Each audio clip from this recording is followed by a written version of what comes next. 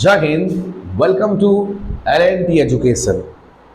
Today in this lecture, we are going to discuss about an important topic that is Finance Commission. तो आज हम finance commission के बारे में, वित्त विभाग के बारे में आप डिस्कशन करने के लिए जा रहे हैं। दोस्तों, हम पहले से बोल चुके कि अभी हमारा जो सीरीज चल रहा है, पॉलिटी का सीरीज चल रहा है, तो पॉलिटी में हम अब डिस्कशन कर रहे हैं द कॉन्स्टिट्यूशनल बॉडीज। तो कॉन्स्टिट्यूशनल बॉडीज में हम ऑलरेडी डिस्कशन कर चुके हैं। आपका इलेक्शन कमीशन, यूपीएससी, एसपीएससी, तीन बॉडीज के बारे में डिस्कशन कर चुके हैं। आज हम डिस्कशन करेंगे फाइनेंस कमीशन के बारे में। ये fourth interesting and important body of the Indian constitution, उसी के बारे में डिस्कसन करेंगे। तो डिस्कशन करने से पहले देखिए हम इधर क्या लगाए, लिखे हैं कि for the beginners of UPSC. Yes, हम जो भी क्लासेस ले रहे हैं तो वो जो ओपीएससी, जो उड़ीसा पब्लिक सर्विस कमीशन में जो बिगिनर्स है, जो ओएस एग्जाम के लिए तैयारी कर रहा है, या फिर कोई उसका जो लोअर लेवल एग्जाम है, या फिर उड़ीसा का जो एसएससी है, या फिर कोई आपका जो सेंट्रल गवर्नमेंट कोई एग्जाम, रेलवे वगैरह बोलो, या फिर एसएससी, उस एग्जाम के लिए ये पढ़ सकते हैं कि हम कोशिश करेंगे भरपूर कंटेंट आपको प्रदान करने के लिए, भरपूर कंटेंट आपको देने के लिए, और अच्छा कंटेंट देने के लिए हम कोशिश करेंगे। दोस्तों, आज हम अपना चैनल में 50 videos, 50 important and necessary videos जो ओपीएससी के लिए वेरी वेरी इंपोर्टेंट है, आज हम अपलोड कर देंगे। ये आज हमारा एक छोटा सा जो टारगेट है आज फुलफिल हो जाएगा। हम कोशिश करेंगे कि उसके बाद ज्यादा से ज्यादा कितना भी हो सके हम कोशिश करेंगे more and more important videos we are going to upload in this channel. So for this we want you support. हम आप लोग का सपोर्ट चाहिए, आप लोग का प्यार चाहिए, और आप लोग हमारे चैनल को अंत तक देखिए, लाइक कीजिए, शेयर कीजिए और सब्सक्राइब भी कीजिए। तो let's start the topic finance commission. It's a very very interesting and very very interesting topic. Finance commission देखिए पहले उसका आर्टिकल्स। तो उसका आर्टिकल क्या है? इसका आर्टिकल है article 280 of the Indian constitution. हमारा भारत का संविधान में आर्टिकल 280 में जिक्र किया गया है फाइनेंस कमीशन की बारे में। It's a quasi judicial body, quasi judicial, अर्ध संघीय क्वासाई जुडिशियल बॉडी। देखिए, फाइनेंस कमीशन जैसे सेंटर में सेंट्रल फाइनेंस कमीशन है, उसी तरह स्टेट में भी फाइनेंस कमीशन होता है। सेंटर में प्रेसिडेंट फाइनेंस कमीशन को एस्टैब्लिश करते हैं, और स्टेट में रेस्पेक्टिव आपका जो होंगे कौन, गवर्नर होंगे ना, गवर्नर क्या करेंगे, वो फाइनेंस कमीशन एस्टैब्लिश करेंगे, और उसका कार्यकाल 5 साल के लिए होता है। इसलिए आज देखिए हमारा ये जो फाइनेंस कमीशन बोर्ड सेंटर और स्टेट में, तो इसको हम इसलिए कहते हैं quasi judicial body. It is constituted by the president of India in every 5 year. हर 5 साल में भारत का जो प्रेसिडेंट है वो उसका गठित करते हैं, उसको गठन करते हैं। ओके, तो अभी जो चल रहा है 15th फाइनेंस कमीशन चल रहा है, 15वां फाइनेंस कमीशन, जो शुरू हुआ 2020 से, वो चलेगा कितना तक, 2025 तक चलेगा। 2020 से शुरू हुआ, वो 2025 में चलेगा। तो आपको पता होगा आपका 2019 में जनरल इलेक्शन खत्म हुआ, तब फिर उसके बाद 2020 में शुरू हो गया अपना ये new finance commission, that is 15th finance commission. तो इस टाइम हमारा राष्ट्रपति कौन थे? राष्ट्रपति रामनाथ कोविंद जी थे। ओके, रामनाथ कोविंद जी ने इसको गठित किए हैं। चलिए अब पढ़ते हैं उसका कंपोजिशन क्या होता है। कंपोजिशन मतलब it's a multi member body, यानी कि इट्स ए 5 मेंबर बॉडी। इसमें 5 मेंबर रहते हैं, एक होते हैं चेयरमैन और होते हैं 4 अदर मेंबर्स। ओके, तो एक होते हैं चेयरमैन और 4 अदर मेंबर्स होते हैं, and all are including chairman और other members are appointed by the president of India. सबको अपना जो चेयरमैन है और अदर मेंबर्स है, इन सबको अपॉइंटमेंट कौन करते हैं? प्रेसिडेंट ही करते हैं। ओके, ये क्लियर हो गया। They are eligible for the reappointment. इसमें कुछ रेस्ट्रिक्शन नहीं है। हम जैसे पढ़े थे एसपीएससी में, पढ़े थे यूपीएससी में, पढ़े थे रेस्ट्रिक्शन होता है। तो ये आपका टेंडर खत्म होने के बाद जैसे आप कोई सेंट्रल गवर्नमेंट स्टेट गवर्नमेंट में काम नहीं कर सकते हो, इसमें कुछ इस तरह ये नहीं है।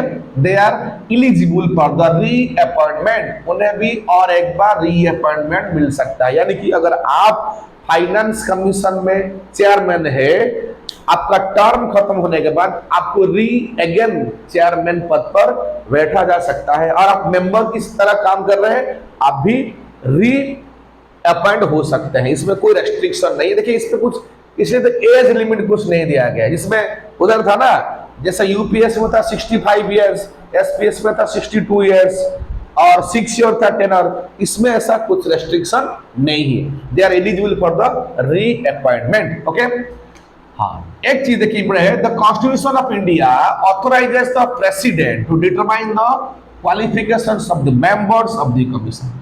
तो भारत का संविधान प्रेसिडेंट ऑफ इंडिया के ऊपर एक गुरुत्वपूर्ण चीज न्यस्त किए हैं कि ये प्रेसिडेंट का पावर है कि प्रेसिडेंट डिटरमाइन करेंगे जो उसका मेंबर होंगे, जो अपना फाइनेंस कमीशन का चेयरमैन या फिर मेंबर, उनका क्वालिफिकेशन क्या होगा, that will determine by the president. वो प्रेसिडेंट के ऊपर डिपेंड करता है।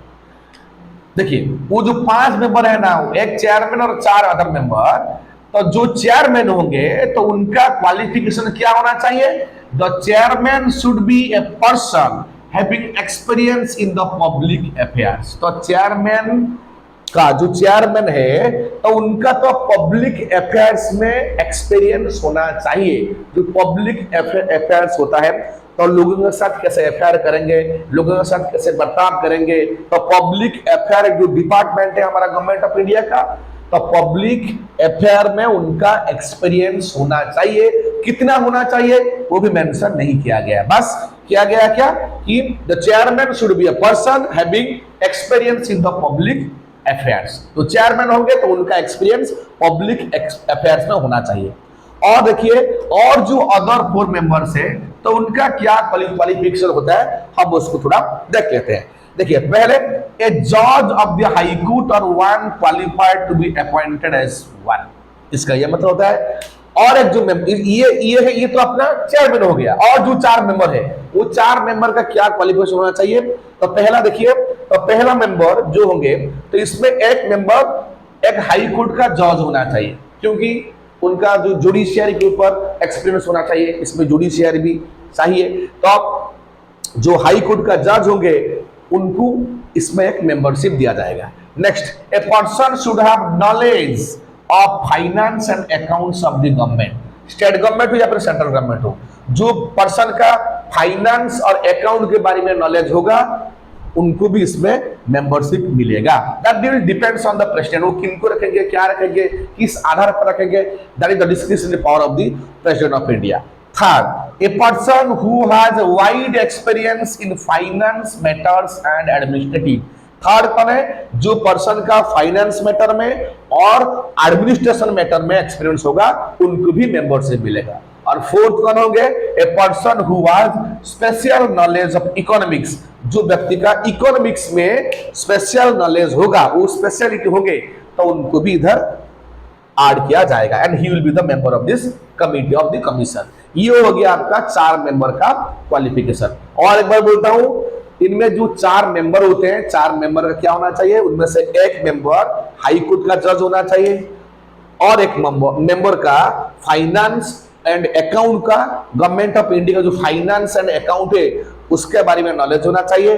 तीसरा मेंबर का आपका वाइड एक्सपीरियंस होना चाहिए फाइनेंशियल मैटर और एडमिनिस्ट्रेशन के बारे में। और जो फोर्थ मेंबर होंगे तो उनका तो स्पेशल नॉलेज होना चाहिए इकोनॉमिक्स के बारे में। ये हो गया अपना 4 मेंबर का क्वालिफिकेशन। और जो हमारा चेयरमैन जो होंगे और उनका क्वालिफिकेशन क्या होना चाहिए कि must having experience in the public affairs. वो पब्लिक अफेयर्स में उनका एक्सपीरियंस होना चाहिए। तो ये हो गया अपना कंपोजिशन, खत्म हो गया। Okay, then come to the function. तो उनका फंक्शन, उनका कार्य क्या होता है, देखिए पहले, the distribution of the net proceeds of taxes to the share between centre and state. जो टैक्सेस कलेक्शन होता है ना, वो टैक्सेशन को वो क्या करेंगे, शेयर करेंगे सेंटर और स्टेट के बीच में। सेंटर को कितना परसेंटेज मिलेगा, स्टेट को कितना परसेंटेज मिलेगा, तो उसका मतलब जिम्मेदार उनका पर होता है to distribute the taxes between the centre and the states. Second point, grant in to the state by the central government. कभी कभी सेंट्रल गवर्नमेंट जब खुश हो जाता है ना तो कुछ ग्रांट दे देता है उनको, ना स्टेट गवर्नमेंट को। तो ये भी that is on the recommendation of the finance commission, वो भी उनका फंक्शन है। Next, the measures needed to be augment the consolidated fund of the state to supplement the resources of the panchayat and the municipalities in the state। yes, देखिए हमारा जो state government में जो अपना पावर को decentralise किया गया है, किस तरह ना, पंचायत और जो म्युनिसिपैलिटीज है 73 और 74 कॉन्स्टिट्यूशनल अमेंडमेंट एक्ट में जो जिक्र किया गया है, तो उनको स्ट्रेंथन करने के लिए, तो उनको फंड एलोकेट करने के लिए, उनको लोन देने के लिए, उनको फिर ग्रांट देने के लिए, उनको आर देने के लिए, तो फाइनेंस कमीशन ही रेकमेंड करेगा स्टेट गवर्नमेंट को कि आप उनको फंड एलोकेट कीजिए। ये उनका भी एक फंक्शन होता है। नेक्स्ट है, any other matters refer to it by the president in the interest of the sound finance. हाँ, और कभी अगर प्रेसिडेंट चाहे कि वो मतलब फाइनेंस कमीशन को सलाह मांगे कि अच्छा अभी इकोनॉमी को और कैसे फाइनेंस को और कैसे स्ट्रॉन्ग करेंगे, उसके लिए आप कुछ रेकमेंड दीजिए, उस मैटर में भी वो रेकमेंडेशन दे सकते हैं। कौन दे सकते हैं, हमारा जो फाइनेंस कमीशन का जो मेंबर होंगे।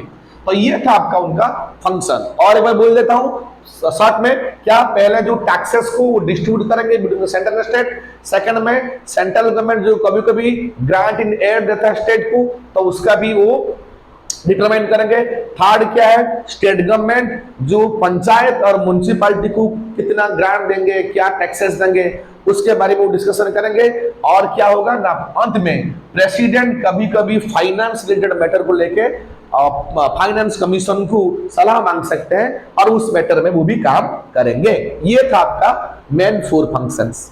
नेक्स्ट देखिए, जो The commission submits its report to the president। और एक साल में क्या होगा ना, ये जो फाइनेंस कमीशन ना वो अपना रिपोर्ट तैयार करेगा और प्रेसिडेंट साहब को सबमिट करेगा। और प्रेसिडेंट साहब क्या करेंगे ना, he lays it before both the houses of the parliament. और प्रेसिडेंट साहब क्या करेंगे, ये जो रिपोर्ट आएगा फाइनेंस कमीशन का, वो उसको सबमिट करेंगे कहाँ, both houses of the parliament, means Lok Sabha में और राज्यसभा में। ये हो गया क्लियर। नेक्स्ट देखिए, हाँ ये एक इंपोर्टेंट पॉइंट है, the recommendations made by the finance commission are only advisory nature. जो फाइनेंस कमीशन रेकमेंड करेगा ना, ये कंपल्सरी नहीं, it's not a binding, it's only advisory nature. Okay, इधर क्लियर लिख दिया, not binding on the government of India. ये government के ऊपर बाइंडिंग नहीं है, गवर्नमेंट और कुछ भी कर सकते हैं पर वो सजेशन ले सकते हैं। Okay, it is advisory in nature, not binding on the government. It is up to the union government to implement its recommendation और granting money to the state. तो ये डिपेंड होता है यूनियन गवर्नमेंट के ऊपर, जो रिकमेंडेशन देगा और फाइनेंस कमीशन वो किस हद तक उसको मतलब वो इंप्लीमेंट करेंगे या ना करेंगे, क्या वो करेंगे, उनके ऊपर डिपेंड करता है। Okay, depends on the government of India और यूनियन गवर्नमेंट। अंत में इनमें देखिए 2 इंपोर्टेंट आर्टिकल्स है, आर्टिकल 280 और आर्टिकल 281। तो आर्टिकल 280 में क्या दिया गया है, फाइनेंस कमीशन के बारे में जिक्र किया गया है, और आर्टिकल 281 में क्या है, recommendations of the finance commission. Okay, जो रेकमेंड करता है finance commission government of India को, तो उसके बारे में जिक्र किया गया है। तो ये था दोस्तों फाइनेंस कमीशन के बारे में एक डिस्कशन, छोटा सा टॉपिक था पर it is very very important. ये एग्जाम में आ सकता है। इसमें उसका आर्टिकल क्या है 280 और उसका कार्यकाल कितना होता है, 5 साल होता है। ओके, तो अभी कितना नंबर चल रहा है, अब अभी चल रहा है अपना 15 फाइनेंस कमीशन। उसका टेनर क्या है 22-25।